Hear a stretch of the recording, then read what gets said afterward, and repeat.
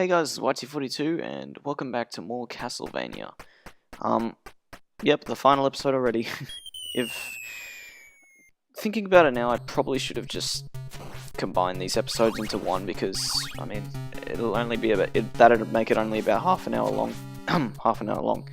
And, I mean, I did the same thing for the Contra trilogy, so... Technically it's a quadrilogy now. Thanks to Contra 4, which I own but still haven't beaten. Also, yeah, the sewers are pretty annoying on your first time through, but once you get the pattern down, and it's not a very long area, you can get through it. That merman, if he appears and you just want to get to the platform, you're going to have to abuse your invincibility frames and your knockback by jumping into him, such as I'll show off here. And yeah, just land on the platform. Using knockback, imagine that. But if you don't do that, then you just have to wait for the next cycle of the platform. But yeah, the sewers here, they're... If they were longer, I'd hate them. Seriously. And hey, we got holy water. No, that was a dumb jump. But yeah, if they were longer, I would really hate the sewers. But as they are now, they're fine. It took me a while to get through them on my first playthrough, but, you know... They're not too bad. But if you think this is the worst of stage 4 or level 4, oh, I can do you one better. I can do you 2 better actually.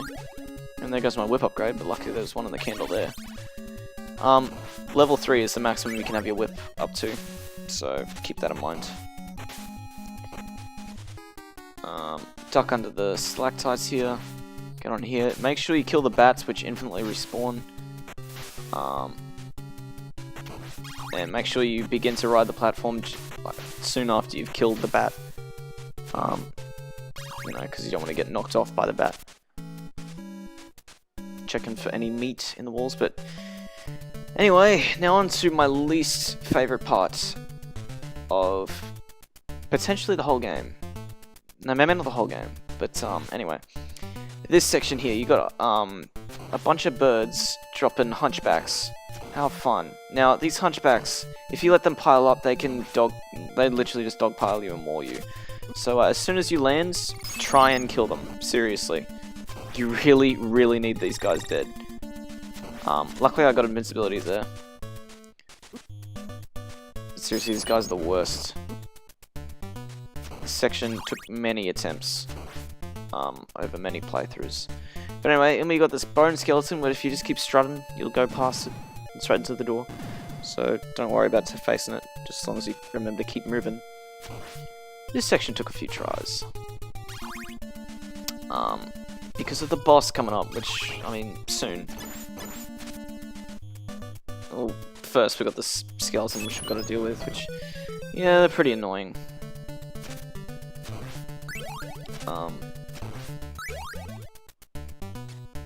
But, well, this one here is annoying because its fireballs are really random as to whether they'll go on a set pattern or not.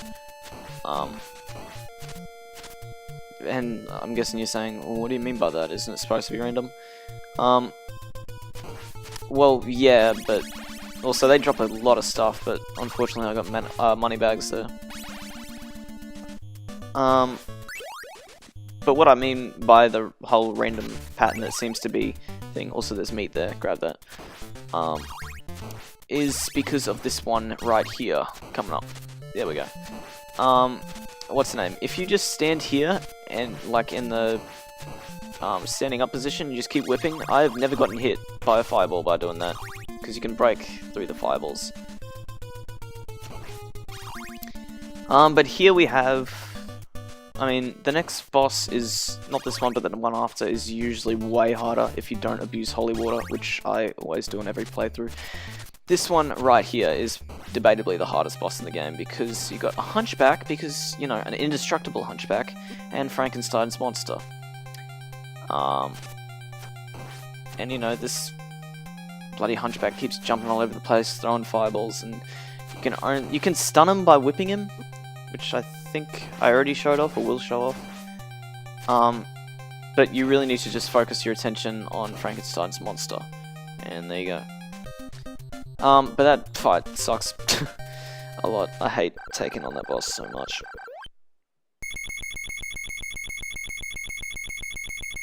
I don't think you can stun lock the Hunchback either, because what's the name? It has a few invincibility frames after being unstunned for a while. Anyway, stage 5 here. I cut there because I got a game over. And also, if you duck right there, then most of the time the Hunchbacks will just jump right over you and off-screen themselves. So, yeah, there you go. Stage 5 is... I mean, it's a stage. It can be really annoying, but if you learn some of the enemy's patterns, then you'll have very little trouble with the stage. But I would highly, highly, highly recommend, in fact, practically require you to grab the holy water and then just keep it for the rest of the stage, because the next boss, or this boss coming up at the end of the stage, is absurd. And, yeah, unless you want, you know, to die a lot, or unless you're really experienced with the game, bring the holy water, and you'll most likely get some double or triple shot icons along the way. It's damn near essential. Seriously. Here we have red skeletons who act just like dry bones from the Mario series. You hit them once and they crumble, but you can never kill them. So they crumble, and then after a few seconds they get back up. So I'll keep that in mind. They're not too bad. They don't attack you or anything. I think in Castlevania 3 they throw bones, just like the white skeletons do here. We've got some meat there, very nice. This music is very nice. Speaking of which, this entire soundtrack is incredible. Castlevania, well, the series in general, has always had incredible music. Oops, just pause the game there. Here we have Axe Knights, which take 9 hits to kill, but, well, you off-screen that one. They have a pretty simple pattern. They remind me a lot of Iron Knuckles from Zelda 2. They can be easily abused by throwing holy water. But they can either throw their knights, their axes, at your head height or at your knee height. And you can duck under the one at head height, thankfully. So yeah, and they don't throw them ridiculously fast. And they have to, you know, get their axe back before they can throw it again.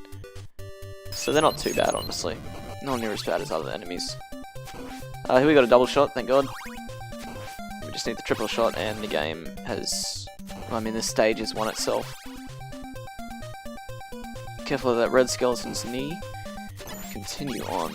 And here we got another Axe Knight. Honestly, I don't mind fighting Axe Knights. They feel like Jules from Zelda 2. Which I still need to beat. Yeah, I really want to beat... or Let's Play Zelda 2, but I need to beat it first, and... well, guess who hasn't done that? If I do Let's Play the game, I'm most likely going to be using... well, no, I will be using save states. Because Christ almighty, that game is, for me, much harder than this game, because it's so long. And dying sets you back to all the way at the beginning of the map. Anyway, there's our triple shot, which is extremely useful, especially with holy water.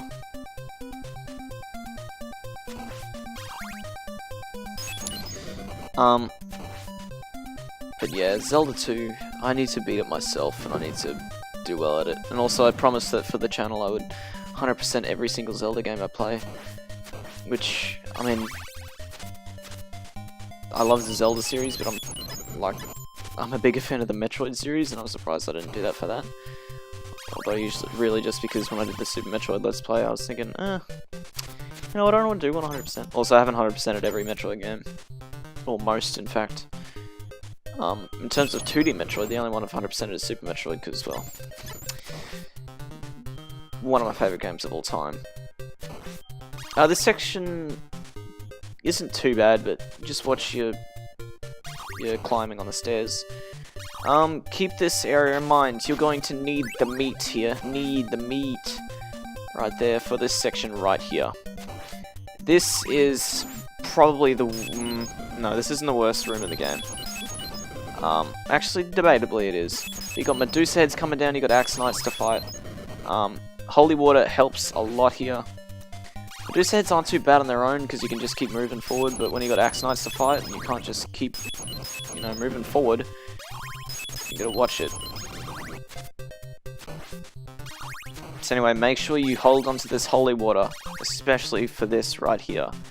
Because the boss we are about to fight is Death itself, which is serving under Lord Dracula. Apparently, I don't know why Death bows down to Dracula. But yeah, to cheese this fight, you just throw holy water. Just take him down. Trying to do that fight without the holy water is absurd. He throws scythes everywhere that, you know, spawn around you and then come in towards you. You can break them with your whip, but, you know, when you're trying to dodge him, you're trying to dodge like 5 scythes that he throws at you at once, you know, it's really hard. And then trying to hit him as well. And I left in a pause here. Well. Anyway, this is stage 6, or stage 16 as the game likes to call it. Here we have the bosses from the first level harassing us. There's a set pattern for these. Which I'll... Also, huh? How come I got a double shot? I've never seen that happen before. Get a double shot before I've got a weapon. Anyway. So there's 4 of these bats. I think, yeah, the first one you just keep walking through. The second one you have to jump over. The third one, you have to wait for it to come down towards you, and then it tries to swoop you, but you're already too far in front of it. This one, use the stopwatch you just grabbed to freeze it in place. And the 5th one, just keep walking under. And then on to the next section. And, into the Clock Tower, a staple of the Castlevania franchise. But this section sucks. I mean, not this part right here. This part's not too bad. Also, to kill that first skeleton, just go to the very right of that platform that you start out on, and let it come to you, and then whip it. Same for that skeleton right there, except if it lands on the platform, it will hit you. And you're gonna need all the health you can get for this section. Whew. Almost fell into a pit. I highly recommend keeping the stopwatch here because, yep, we got birds and hunchbacks. This is probably the worst section of the game right here. Grab this meat because you're going to need it. Climb down the stairs quickly. Now, this section is annoying, but I got hit here. Use the stopwatch right here. And then, you know, make your way up the stairs. And then quickly make your way up these stairs, and then you're in the home stretch. You're basically home free once you get through that door. Once you get through this door, you're at the bottom of Dracula's staircase. And if you get a game over here, you will respawn at the staircase, so... I mean, that's pretty forgiving. Also... So, for this boss, which is obviously Dracula, I mean, there's a coffin. Don't just rush straight into the room. I'd highly recommend... Well, for me, killing myself, because I got... What's the name? Not full health. But I'm not entirely sure what I'm doing. I think I recognize it right here. I'm like, oh wait, I don't have full health. Okay, see ya. And then I jump off here. Also, it looks like the Moon has a machine gun. Just something I've always seen. But yeah, what you need, what I highly recommend doing is getting all the hearts from these candles. I recommend getting at least about 32. Getting the whip fully upgraded. Getting the cross boomerang. And then going back down the stairs. And then back up the stairs to make the candles respawn, and now you can get more hearts. So yeah, there you go.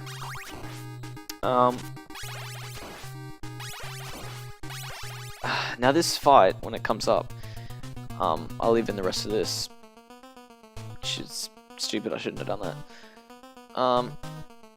But yeah, this is unlike Mario 1, which doesn't let you go backwards in levels, which is still weird to me, but you know.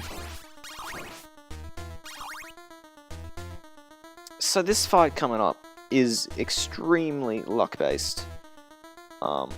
At least for the strategy I use and the strategy most people use and most people should use. It's just the keep moving strategy. I'll explain it when we get to it, which is right about here, but first I cut away because, you know, a few deaths will do that to you. And finally we can face Dracula. Grab the holy water all the way to the right, left here, you're gonna need that. And there's Dracula. Now, for Dracula, this is his only attack. He throws fireballs that attempt to hit you, and you just jump over them with the correct timing, which takes a few tries to get down, but once you do get it down, it's not bad. If he throws the fireballs up, then that means you were too late. Now, where he spawns is entirely random. If he spawns right on top of you and you take damage, sucks to be you. There's nothing you can do about that. You just have to get through the entire fight and hope that he doesn't do that. But as you saw before, when I hit Dracula, I did a lot of damage. That's because this game, in this game rather, you can actually do critical hits, which, I mean, they're really, really rare, but you saw it just there. They do a lot of damage.